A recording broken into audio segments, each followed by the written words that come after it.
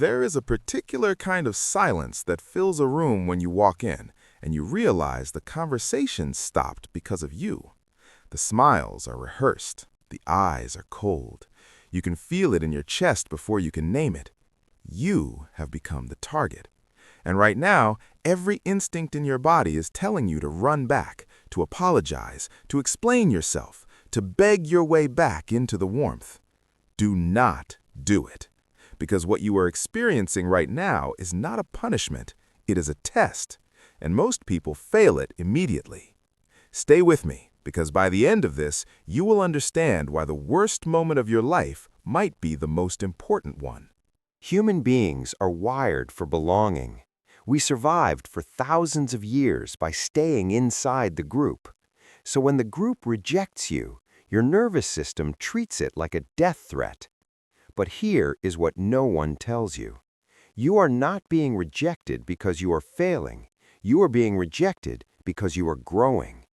When you start improving your finances, your body, your discipline, you become a mirror, and the people around you are forced to see their own stagnation reflected back at them. They do not hate you. They hate what your progress reveals about their own choices. Think about it like a bucket of crabs. If one crab starts climbing toward the top, the others do not cheer. They reach up and pull it back down, not out of strategy, out of instinct. You are the climbing crab. And the worst mistake you can make right now is trying to explain yourself to the other crabs. They do not need convincing. They understand exactly what you are doing. That is precisely why they are pulling. So stop trying to bring them with you. The herd moves at the pace of its slowest member. The predator moves at the pace of his hunger. You have to decide which one you are. When people come at you, your instinct is to respond, to defend your name, to set the record straight. This is a trap. The moment you argue with the crowd, you hand them power over your emotional state. You are telling them, your opinion can shake me, and they will keep shaking. The smarter move is the one Niccolo Machiavelli used when he was exiled from Florence, stripped of everything, and thrown into a dungeon. When he was finally released, he did not stand in the streets shouting about injustice. He went home. He went quiet. And in that silence, he wrote what would become one of the most studied books on power in human history. His enemies thought they had destroyed him.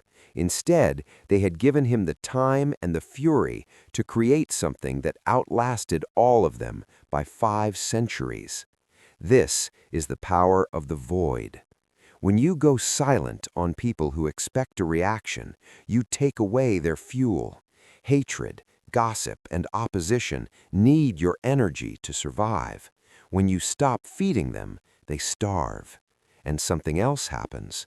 While they are waiting for your reaction, while they are wondering why you are not scared, they start asking questions about you. They start to wonder what you know, what you are planning, what you are not showing. The paranoia shifts from you to them. Use that time. Go quiet, go dark, and go to work. Sometimes you cannot simply vanish. You are still in the same office, still in the same house, still surrounded by the people who want to see you fall. In that case, you use a different strategy. You wear a mask. History is full of people who survived by appearing to be less than they were. There is an old Roman story of a man named Brutus, not the betrayer of Caesar, but an earlier one, whose family had been destroyed by a tyrannical king. He could not fight, he could not run, so instead he played the fool. He acted slow, he made himself harmless, he let the powerful laugh at him. And while they laughed, he watched. He studied every weakness, every crack in the palace walls. He waited for the right moment. When that moment came, he dropped the mask, picked up the sword, and led the revolution that ended the monarchy. He won because he was willing to look like a loser. This is not weakness, this is strategy. Do not wear your ambition in a room full of people who want to cut it down. Agree with your critics, flatter the people who underestimate you. Let them believe they have already won. Lower their guard and keep building in silence. The arrow does not announce itself before it strikes. The philosopher Nassim Taleb introduced a concept that changes how you think about adversity. He said there are three kinds of things in this world: fragile things that break under pressure, robust things that survive pressure, and anti-fragile things that grow under pressure.